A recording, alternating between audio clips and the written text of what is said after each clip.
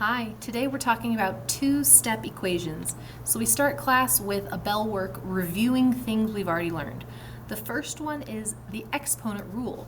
When we have a base that is the same, so the base is y on both of these, and we're multiplying them together, then we are allowed to just add the exponents. That's our shortcut that we've learned.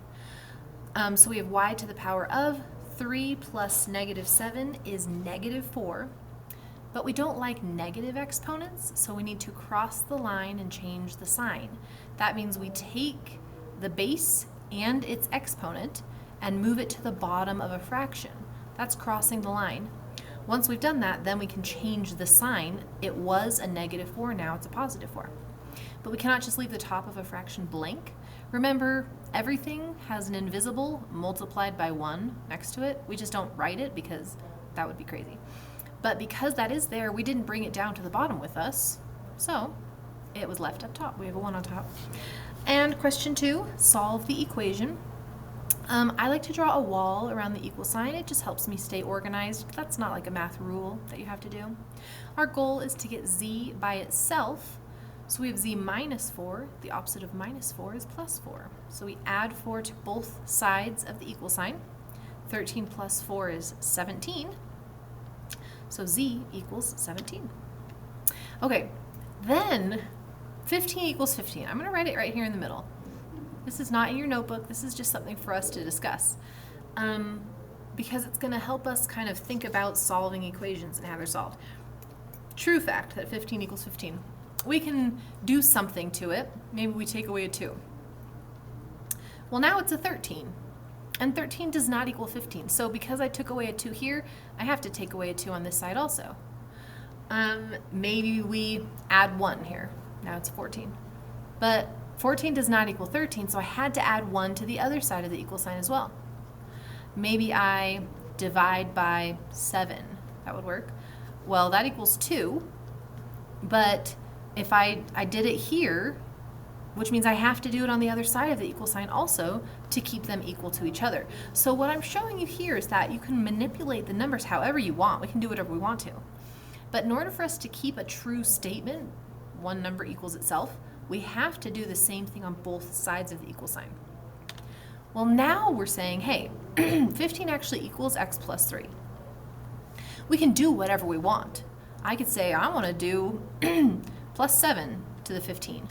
That's fine, but same as last time, if I did a plus 7 on one side, I have to do plus 7 on the other side. 15, 16, 17, 18, 19, 20, 21, 22. Okay, well over here, that didn't actually help us with anything, but it was an example to show you, let's see, 3 plus 7 is 10, to show you that whatever I do on one side, I have to do it on the other side because of this screen right here. In order to keep it a true statement, it only stays true if you're doing the same thing on both sides, yeah? Well, now let's say I'm actually trying to solve. I'm actually curious, like, hey, what does x equal? Well, then I can look at this plus 10 that I want to get rid of. In order to get rid of it, I need to like turn it into a 0 kind of. And so I use its inverse, its additive inverse, which is a minus 10. And I have to do it on the other side of the equal sign as well. So now I have that 12 equals x. Now, let's take a look at the answer if I had not done this plus 7 step. So 15 equals x plus 3. Let's just dive straight into actually solving, not doing random things that have nothing to do with the equation at all. We have this plus 3. Our goal is to get x by itself, so I have to do the inverse. The additive inverse is just the opposite of plus 3, which is minus 3 on both sides of the equal sign. 15 minus 3 is 12. So look at that. Even though we did some bizarro stuff, because we mathematically stayed true to the equation, we kept it a true statement, we ended up with the same answer. Okay, so now let's solve something that looks like this. 15 equals 2x plus 3.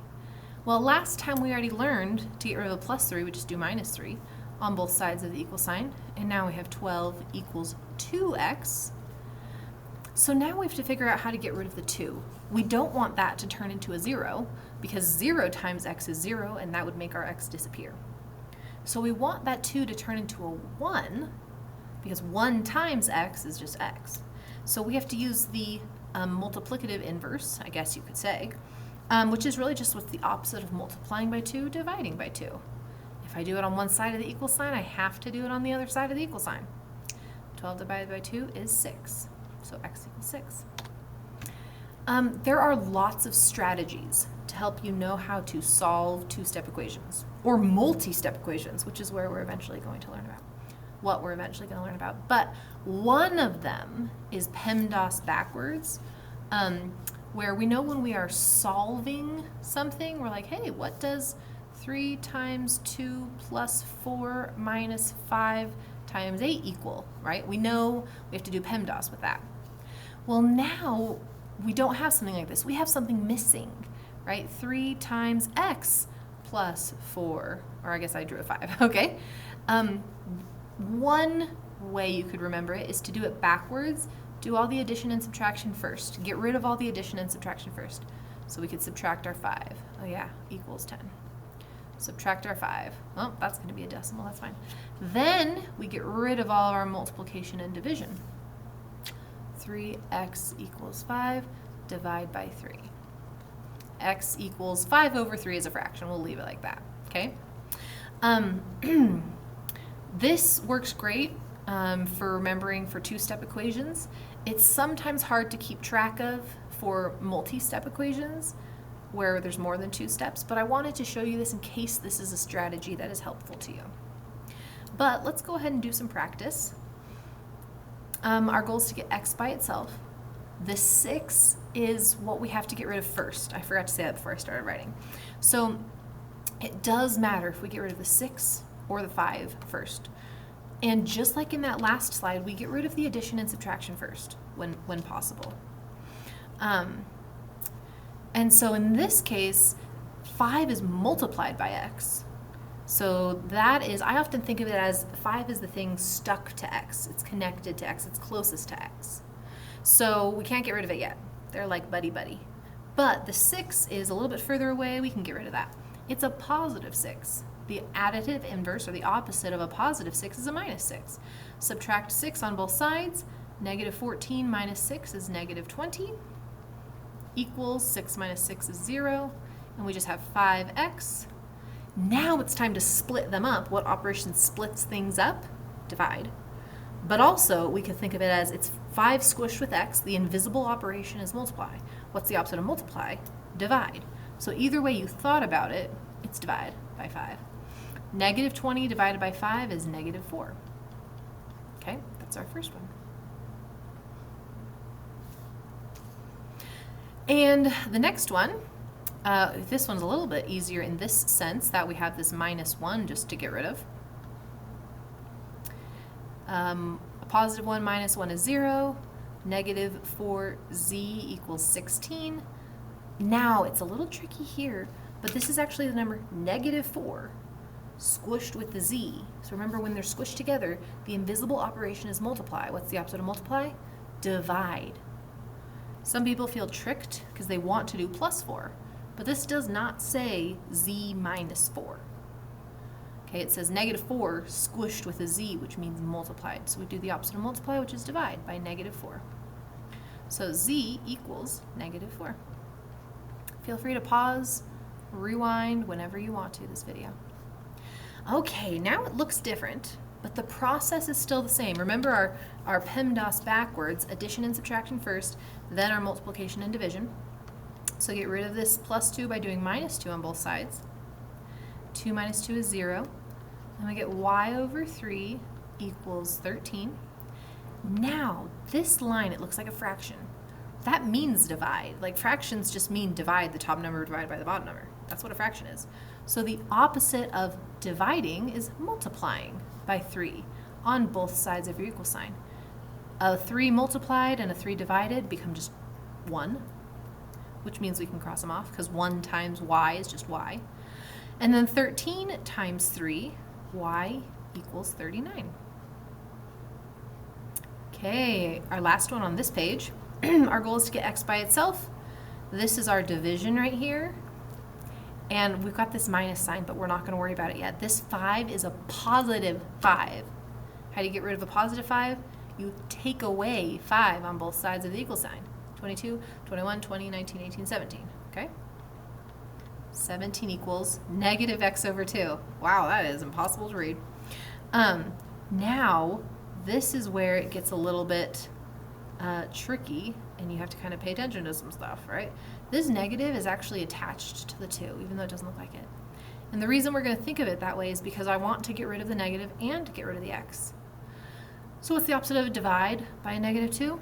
Multiply by a negative 2 on both sides of the equal sign. So a negative 2 divided by a negative 2 is just 1. X times 1 is just x.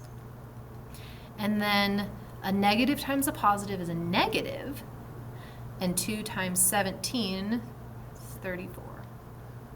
Okay, that was solving some two-step equations. So on page 22 of your notebook, you have a goal. I can solve two-step equations. This is something that you learned about back in 7th grade. So this is a review of stuff we've done before. Okay? There's your notebook. Mathematically, so you're filling in the blank in your notebook, yeah? We are going to do the opposite operation to get rid of the number. Okay, remember back here, we had to do the opposite of a positive 1, which is minus 1, or the opposite of a multiplied by negative 4, which is divided by 4.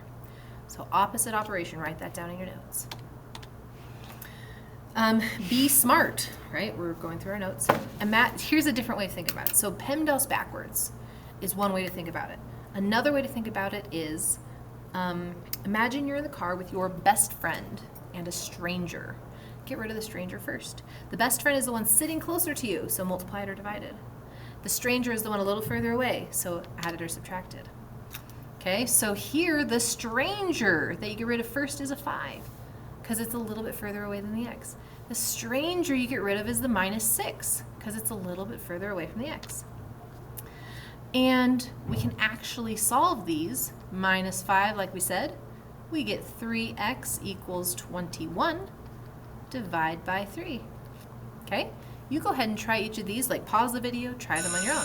That's the bell. That's okay, we'll keep going. So then in your notebook, page 23, is again solving two-step equations that you did with your team. And we ended with an exit ticket. Have a great day. Bye.